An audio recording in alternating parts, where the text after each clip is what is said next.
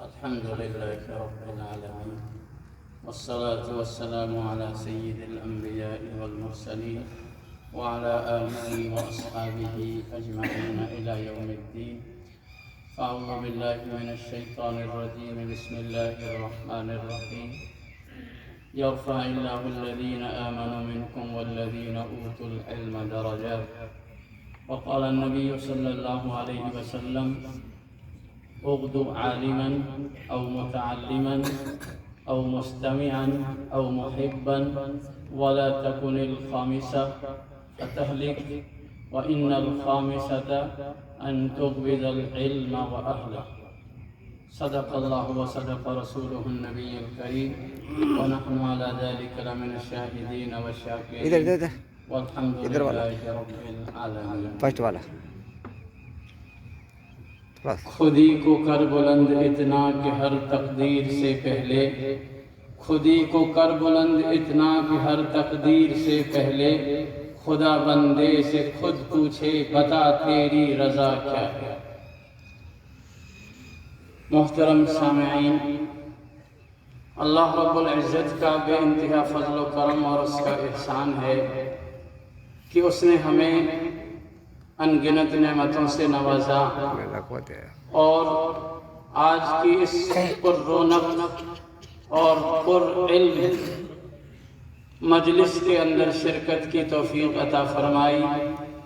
جو ہمارے لیے بڑی خوش نصیبی اور بڑی سعادت کی بات ہے.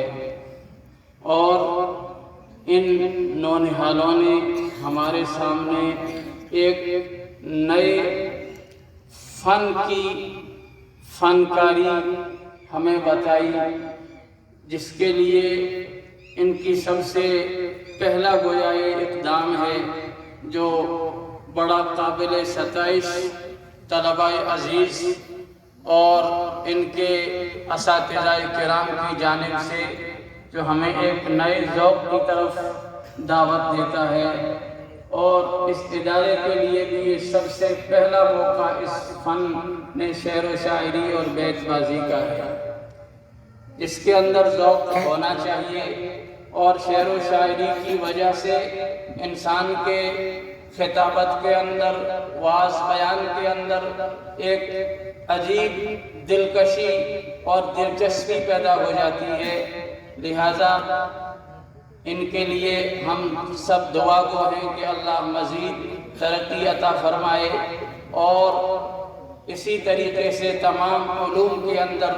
محنت اور مستعدی کے ساتھ میں، استقامت کے ساتھ محنت اور لگن اور کوشش کے ساتھ لگے رہنے کی توفیق عطا فرمائے. سامعین محترم،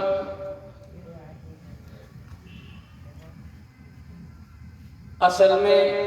یہ سب قابلیت کس وجہ سے ہے؟ یہ علم کی بنیاد پر ہے، اور علم کے فضائل بے شمار قرآن و حدیث کے اندر بیان کیے گئے ہیں. جو آیت کا ٹکڑا آپ کے سامنے پیش کیا گیا، اللہ رب العزت فرماتے ہیں کہ اللہ درجات بلند فرمائے گا ایمان والوں کے، اور ایمان والوں میں سب سے زیادہ اہل علم کے، جن کو علم عطا کیا ان کے درجات بلند کیا کرے گا. حضرت عبداللہ بن عباس رضی اللہ عنہما اس آیت کی تفسیر کے اندر بیان فرماتے ہیں کہ عام لوگوں سے مقابلے میں اہل علم کے درجات 100 گنا زیادہ ہوں گے، اور ہر دو درجوں کے درمیان 500 سال کا فاصلہ ہوگا. اور اللہ نے اپنے ڈرنے کی نسبت بھی اہل علم کی جانب وضاحت کے ساتھ میں قرآن کریم کے اندر فرمایا: انما یخشی اللہ من عبادہ العلماء، کہ اللہ سے ڈرنے والے تو علماء ہوتے ہیں. اور شیخ سعدی نے فرمایا: میاموز جز علم گر عاقلی، کہ بے علم بودن بود غافلی، کہ علم کے سوا تو کچھ مت سیکھ اگر کچھ عقل مند ہے. عقل ہے تو علم سیکھ، کیونکہ بغیر علم کے غفلت ہے، اور غافل انسان صحیح معنی میں خدا کا تعارف اور خدا کی معرفت حاصل نہیں کر سکتا۔ ایسے ہی ایک دوسری جگہ شیخ سعدی نے فرمایا جو شمس پہ علم باید غداخت کہ بے علم نتما خدا را شناخت،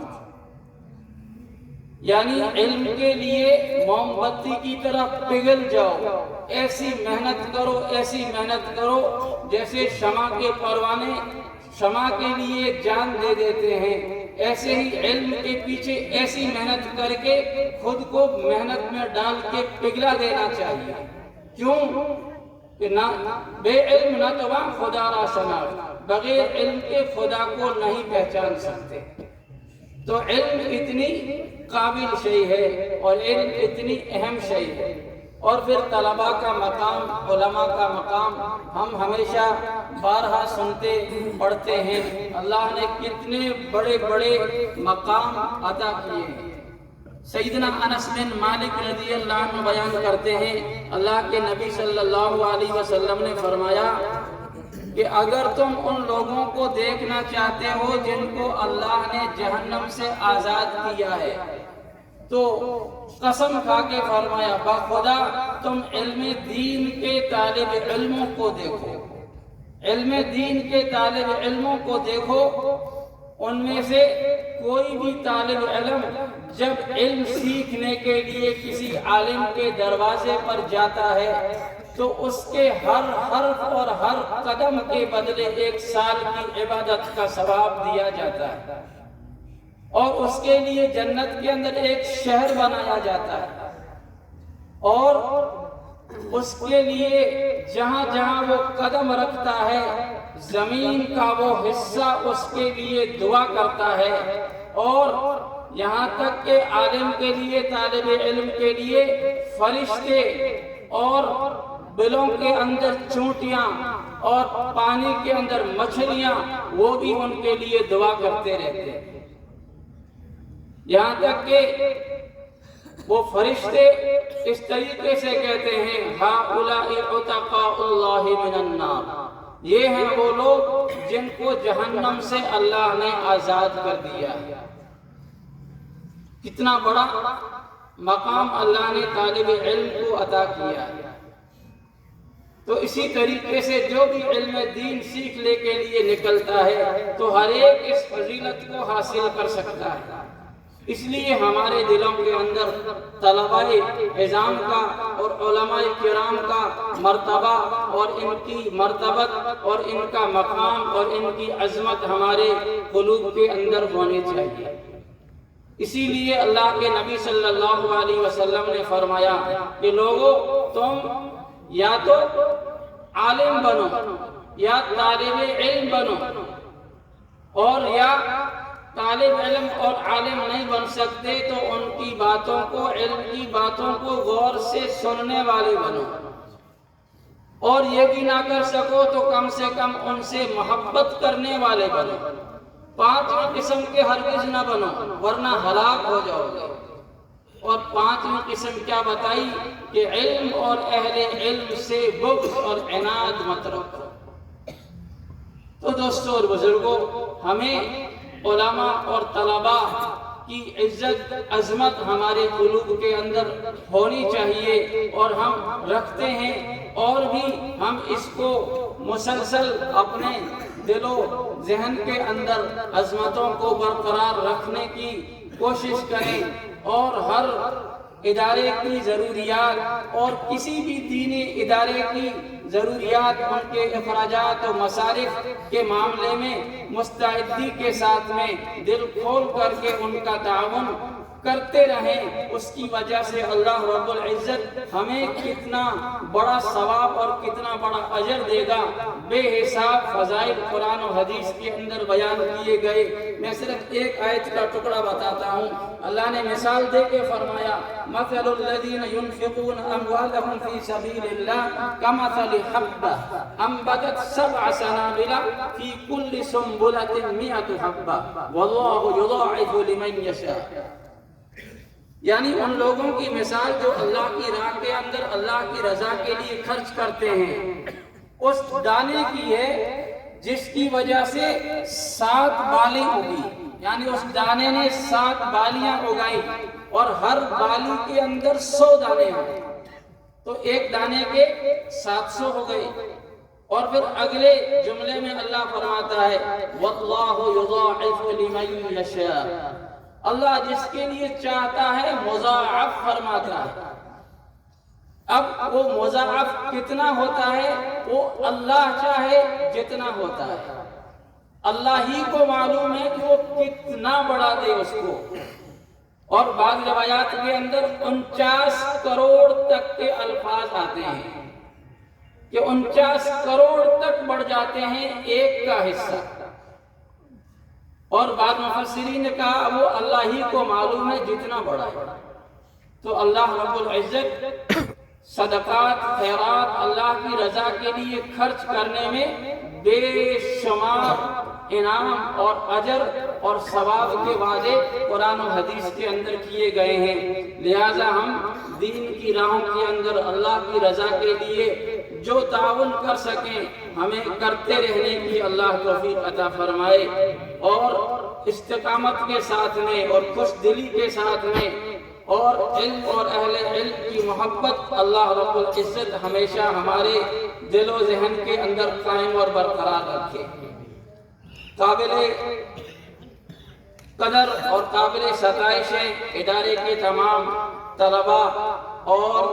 اساتذہ کرام نے کیسی محنتیں کی۔ ہم نے اس تھوڑی سی مدت کے اندر بیٹھ کر کے اس وقت کے اندر سنا ان نونہال معصوم بچوں سے جو ابھی تک فن شاعری کا اور شعر شاعری کی حقیقت کو سمجھتے ہی نہیں، لیکن انہوں نے ہمیں سینکڑوں اشعار سنا دیے۔ جب یہ اتنا یاد کر سکتے ہیں تو ان کے لیے کوئی چیز یاد کرنا مشکل نہیں۔ علم چاہے دینی علم ہو یا عصری علوم ہو، ہمیں اس کے اندر بڑھ چڑھ کر کے بچوں کو تعلیم کے لیے اور ان کی تربیت کے لیے محنت کوشش کے اندر لگے رہنا ہے، یہی اصل چیز ہے۔ اسی کی وجہ سے اللہ رب العزت ہمیں نوازے گا دنیا کے اندر بھی اور آخرت کے اندر بھی۔ وقت زیادہ ہو رہا ہے، اس لیے ساتھیوں کو اب تقاضا ہے کہ بات کو بند کیا جائے، لہٰذا میں زیادہ لمبی بات نہیں کر رہا ہوں، بات کو ختم کر رہا ہوں کہ اللہ نے بڑے فضائل علم اور اہل علم کے بیان کیے ہیں۔ اللہ ہمارے دلوں کے اندر اس کو برقرار رکھے اور اس کا تعاون کرنے والے، انتظام کرنے والے اور تمام حضرت مفتی صاحب کی دعوت پر اور اساتذہ کی محنت پر حاضر ہونے والے، شرکت کرنے والے ہمارے معاونین اور تمام آنے والے حضرات کا بھی شکریہ ادا کرتا ہوں کہ انہوں نے اپنا وقت ایک دین کے لیے، اللہ کی رضا کے لیے دیا، یہ رائے گا نہیں جائے گا۔ بزرگوں نے لکھا ہے کہ ایک علمی مجلس 70 اعتکاف ذہن میں نہیں آ رہا، ان سے زیادہ افضل ایک علمی مجلس کی شرکت ہے، صرف علمی مجلس کے اندر۔ ابو ہریرہ رضی اللہ عنہ فرماتے ہیں کہ میں دین کے اندر تھوڑی دیر کے لیے تفقہ حاصل کروں، دین کو سمجھوں، یہ صبح سے شام تک عبادت کے اندر لگے رہنے سے بہتر ہے۔ لہذا اللہ رب العزت ہمیں اسی طریقے سے اپنے کام کے اندر لگے رہنے کی اور استقامت کے ساتھ میں اور خلوص للہ کے ساتھ میں عمل پیرا رہنے کی توفیق عطا فرمائے۔ ہمارا توفیق